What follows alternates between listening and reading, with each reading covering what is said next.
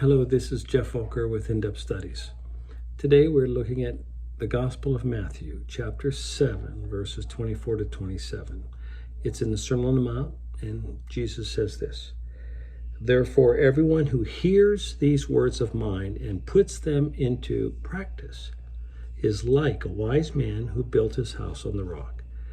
The rain came down, the streams rose, and the winds blew and beat against that house, yet it did not fall, because it had its foundation on the rock. But everyone who hears these words of mine and does not put them into practice is like a foolish man who built his house on sand.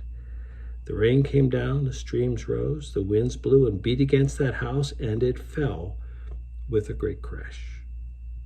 So what he's referring to is, if you're in the real kingdom, you have a new heart, because everyone for whom Jesus dies has both their sins forgiven and this radical work of the Holy Spirit, which we call a new heart. You are an incurable God lover.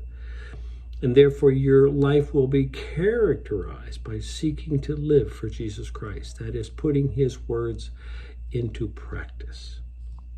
This is the real believer.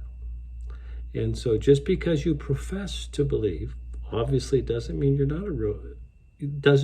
are a real believer. We must put his words into practice. This is talking about a way of life. It's not talking about perfection. But every believer is an incurable God lover. So if this has been helpful, check out more of Geoff's thoughts on YouTube, and there you can subscribe to them. Thanks so much. Bye-bye.